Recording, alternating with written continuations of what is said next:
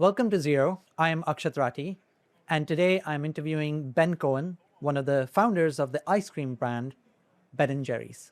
Ben, welcome to Zero. Hi, good to be here at Zero. So, over the years, Ben & Jerry's has stood for a number of progressive causes, including acting on climate change. Yeah. And this is a climate podcast, so we will touch on climate issues. But let's just start with why you got a company involved in social causes in the first place. Because most people will say that the role of a company, what it's set up for, is to provide returns to shareholders, not to work on social stuff. What we discovered is that it's possible to do both. This idea that companies can't be responsible, can't care about the community, can't work to repair problems, economic or social justice or the environment, is just false. Businesses are incredibly powerful. They're the most powerful force in our society. And if business isn't going to be paying attention to the problems, they ain't never going to get solved. So, Ben & Jerry's was created in Burlington, Vermont in 1978. And since the 1980s, you're really known for not just the ice cream, but all the social causes that you've supported over the years. Until 2000, Ben & Jerry's was very much run by you and Jerry, but then it was bought by Unilever. Yeah, Now, at the time, Ben & Jerry's was a public company, That's and correct. Unilever was trying to take over. You and Jerry did not have a controlling stake, so you couldn't stop the takeover from happening. It sort of happened against your wishes, is what you've said. that's correct. It happened because Ben & Jerry's was a public company. Do you regret taking Ben & Jerry's public in the first place? I guess considering what happened, yeah, I do regret that. We thought that we had legal controls in place that would have prevented that from happening, but apparently we didn't. I think there's other mechanisms that now exist, like B corporations and steward ownership models that would have prevented what happened. But yeah, I do regret it. So, despite selling the company to Unilever, at least until recently, Ben & Jerry's continued to push its social mission. And that was because of this unique place in which Ben & Jerry's ended up. Inside a giant corporation, but with this independent board of directors That's that correct. you say has legal authority over the company's social mission in perpetuity. How exactly did you convince Unilever, a giant corporation, to create the structure? Because, I cover companies for my job, and I really cannot think of a company that would look at this structure and be okay with the liabilities that would come with it. How did you pull it off? Well, what happened was that Unilever and Nestle were the two global ice cream players. They were arch competitors. And Nestle bought Haagen-Dazs. So they had a super premium ice cream, and Unilever didn't. So they really wanted to have one, and Ben & Jerry's was one. And so they wanted to acquire it. As you said, Jerry and I were very resistant to that. And we were resistant because we thought that the values would disappear, that the social mission would essentially evaporate. And so Unilever kind of understood that and said, well, we can write the social mission into the contract, into the purchase and sales agreement. And when we tried to do that, we realized that you couldn't do that because the social mission needed to evolve and change with the times. And so what was set up is that the structure that was purchased was became a wholly owned independent subsidiary. So the way it was explained to me is that, well, before we had thousands of shareholders, and now it would be just the same, except we'd only have one shareholder. But our concern was that that Unilever didn't have the same social mission. So if the owner doesn't, then, we figured it would go away, and we couldn't write it in. And the solution was to form this independent board of directors for the wholly owned subsidiary inside Unilever that has legal authority for the social mission and the quality of the ice cream, the use of the trademark, and a few other things. But you did not have much of an ownership stake at the time. So what was your leverage to make Unilever, to create the structure at all? Well, there were, when you have a public company and another company makes an offer to buy it, then the company becomes what they call in play. And other companies can then make offers to buy it. And there were other companies making offers, and Unilever wanted to make the best one. So I think that's why they came up with this, why they agreed to this independent board. So beyond the social mission, in a way, resistance to large corporation is also something that has been part of Ben & Jerry's work. So talk me through the very first resistance campaign that you and Jerry ran against Pillsbury. What's the doughboy afraid of? What was that about? Sure. So, in the early days, Ben & Jerry's was just starting to sell its ice cream over state lines. Beyond Vermont. Right, beyond Vermont. And so we sold into New Hampshire and Maine, and then we went into our first major market, which was Boston. When we went into Boston, what happened was that Pillsbury had purchased Haagen-Dazs, and both brands, Haagen-Dazs and Ben & Jerry's, were being distributed by the same distributors. They had, they distributed about 20 different brands of ice cream. And the Pillsbury guys came to our distributors and said, if you continue to sell Ben & Jerry's, we're not going to sell you Haagen-Dazs anymore. So, and the distributors came to us. They said, hey, Ben, Jerry, we really like you guys. It's really good ice cream, but, Haagen-Dazs has been around a long time. It's the biggest selling thing we have on our trucks. And they said, we can't have both, and so we're going to have to drop your ice cream. And, the problem was that we had just had an in-state Vermont public stock offering. So we had sold shares in our company to our neighbors.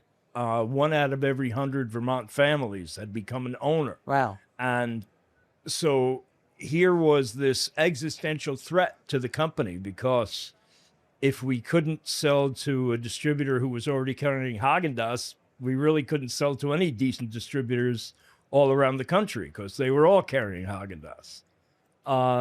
So, we realized that, it's a restraint of trade under federal antitrust law. But, we were this little company, and Pillsbury was this huge company with a lot of lawyers that they could afford to spend a lot of money on, and we didn't. So we figured what we would do is we would let the public know what's going on. And, so we started the What's the Doughboy Afraid Of campaign. We had aerial banners flying over the sports stadiums in Boston saying, what's the doughboy afraid of? And we had, bus signs on the sides of the buses that showed these two pudgy white hands coming out from behind the sign, squeezing Ben & Jerry's, saying, don't let Pillsbury's dollars strangle Ben & Jerry's ice cream. What's the doughboy afraid of? And, we were making a little headway. And then we thought, who really cares if Ben & Jerry's goes down the tubes? And we said, well, it must be our customers. So we put an 800 number on our pine containers with a sticker. And, 800 numbers were new at the time. And you call it up and you get an answering machine with tape. They were new at the time, too.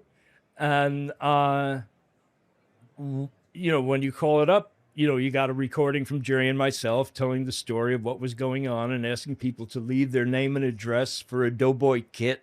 And we would mail them What's the Doughboy Afraid Of bumper sticker for their car and a write-in letter to the chairman of the board of Pillsbury. and a chance to send in $10 and get a T-shirt that said Ben and Jerry's Legal Defense Fund, major contributor. And so it worked in the end.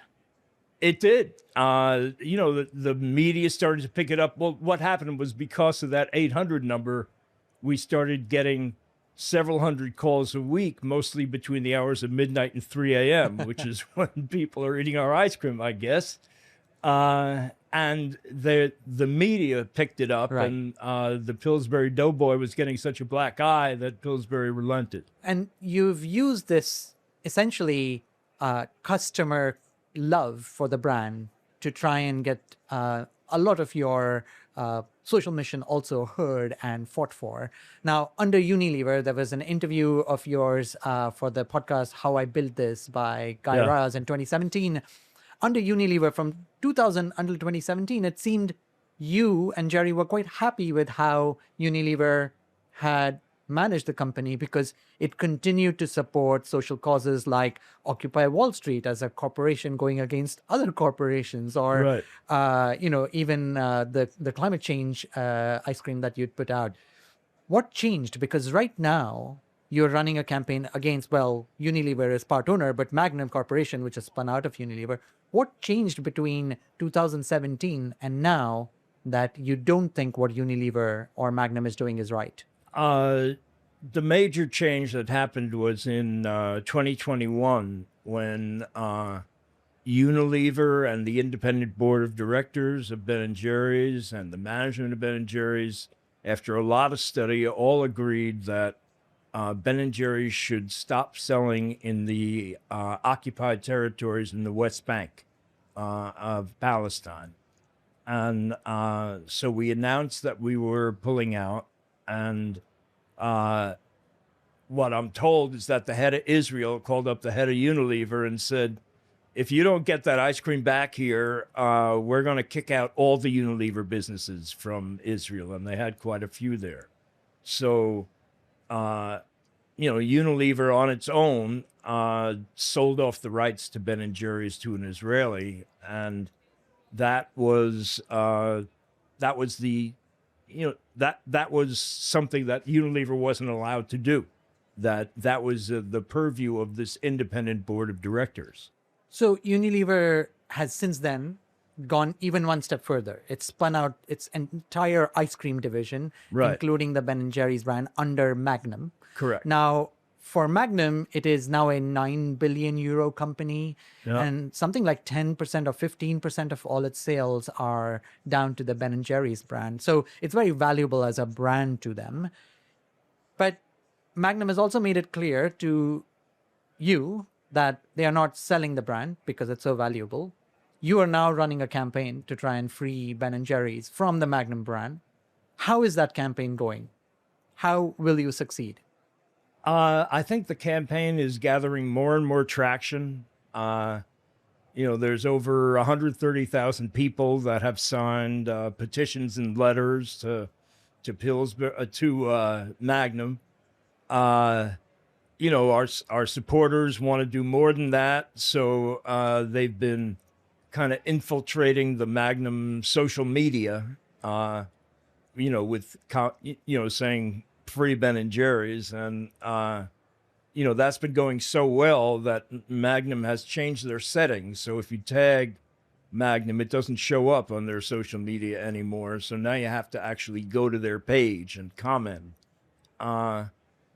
So in terms of media coverage, there's more and more attention being paid to it. But getting 130,000 signatures, an important achievement. But the way I understand, if you're going to free the Ben & Jerry's brand from a giant corporation like Magnum, you're going to have to convince the shareholders who own the company to allow this kind of thing to happen, right? And so far, I've only seen like one letter. It was dated May 1st this year from a set of shareholders who own about 1 million euros worth of shares in the company, asking questions of Magnum. What is it doing to respect the independent social mission of Ben & Jerry's? That's roughly 0.01% of the company's total value. So you have a long way to go to convince shareholders.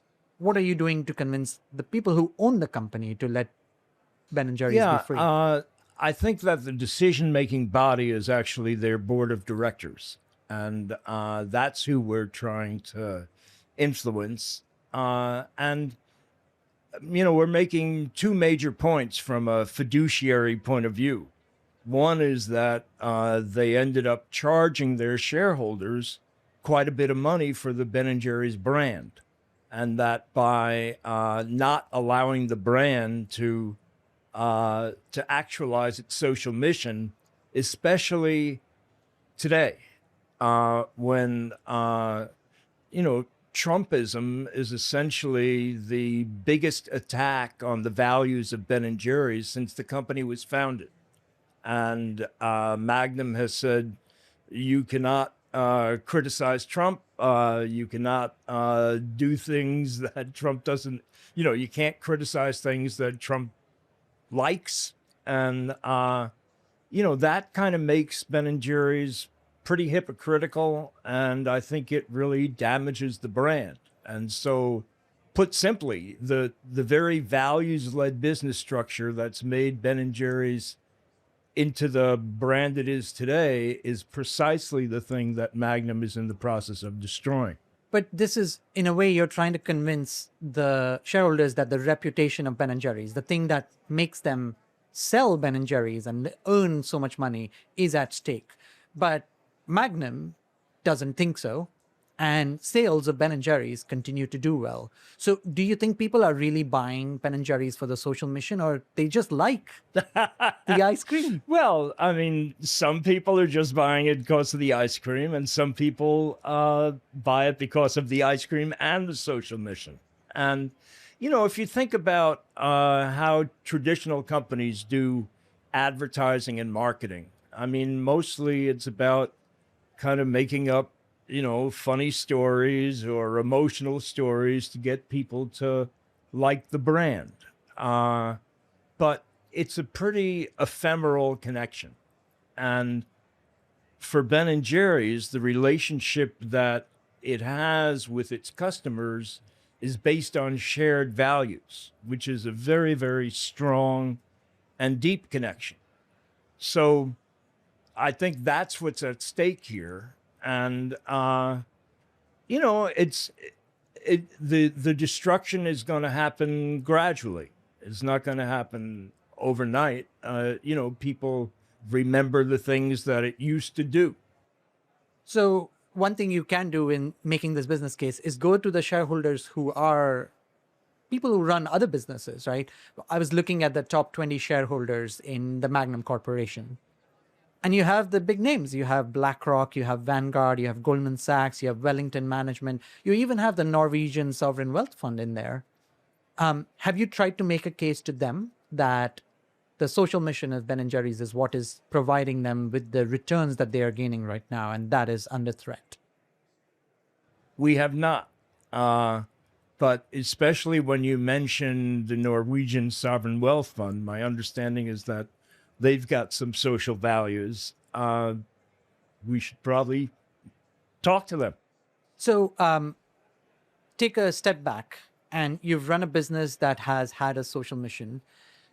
There are not that many businesses. You talked a few about B corporations. They're growing in number. But really, if you think of a recognizable brand that continues to have a social mission and generate returns, Patagonia is the other name that comes to mind.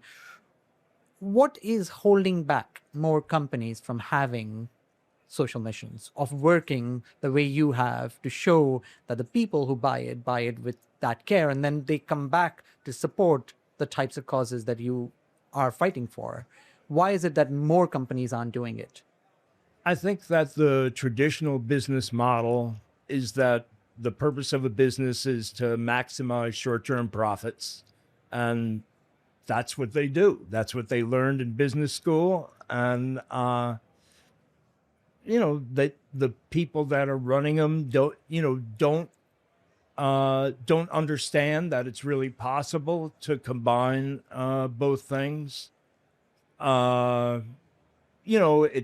It's easier to just hire an advertising agency and a PR agency to to make up stories that people like, that make them feel good about it.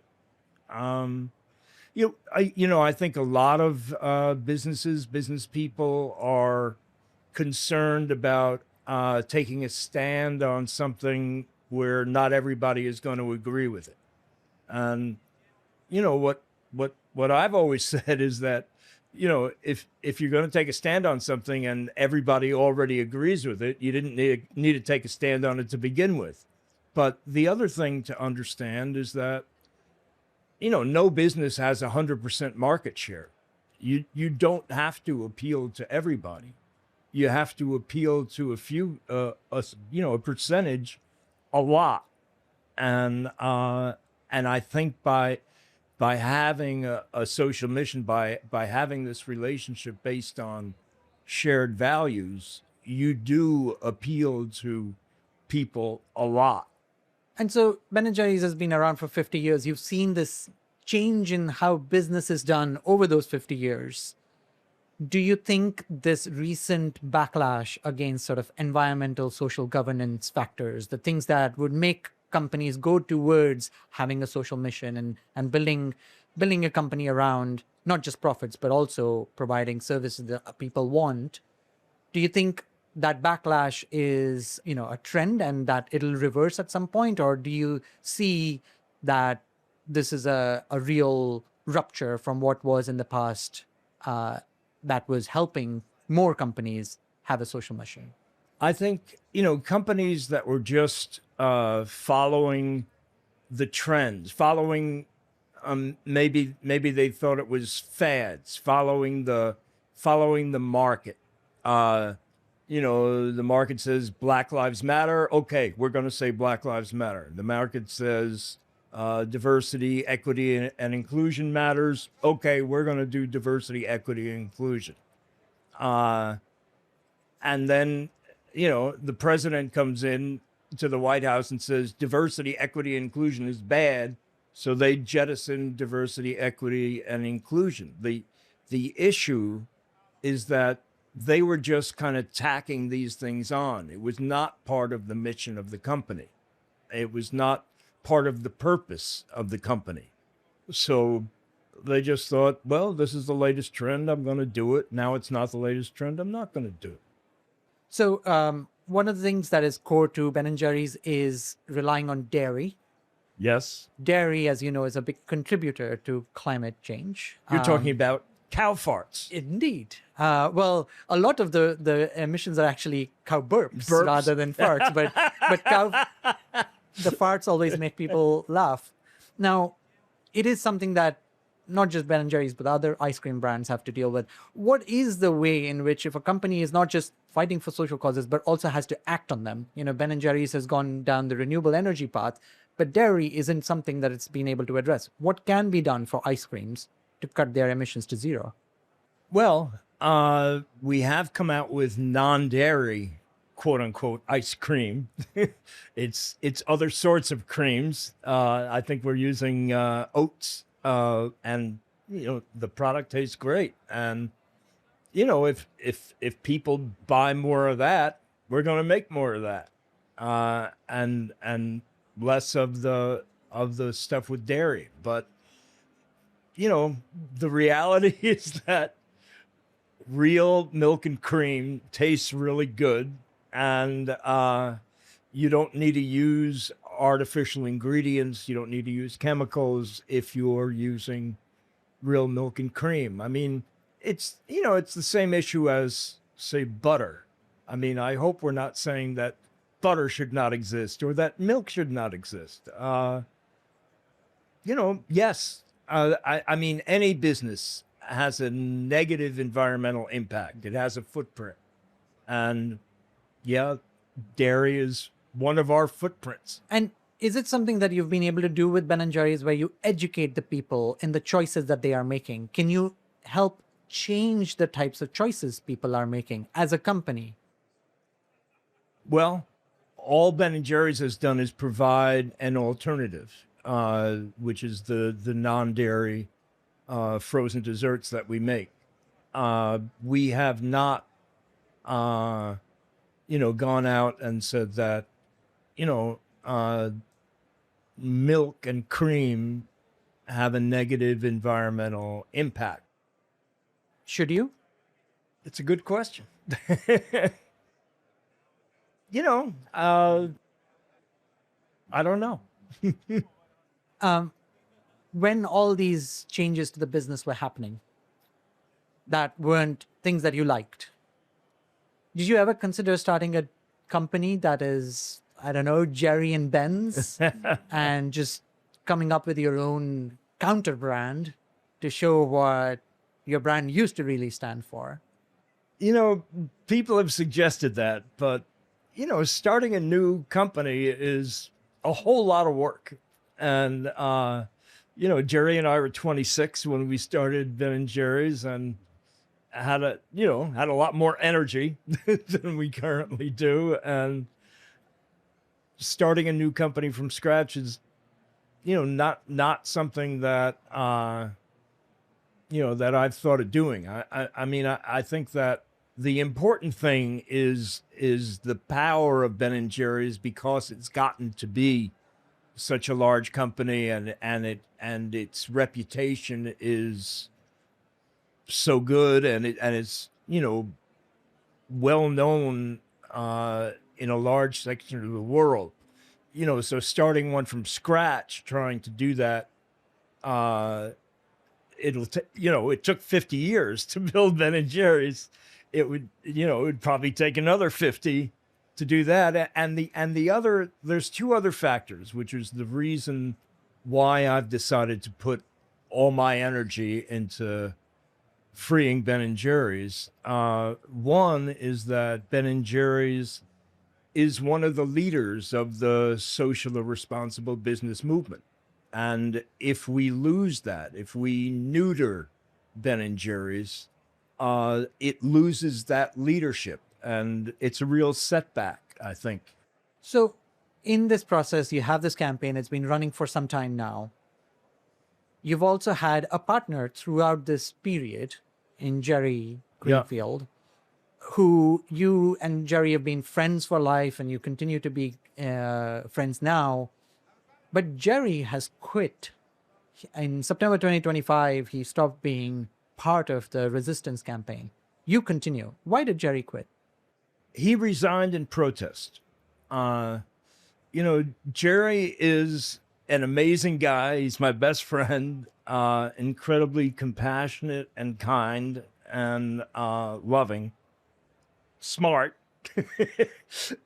everything you'd want in a friend. But by his own admission, he's extremely conflict averse. And, you know, I mean, I don't particularly like conflict myself, but I can take it. And it, you know, this is a conflict situation. It's kind of a battle, and it's not the kind of thing that Jerry could do. Thank you, Ben. You bet.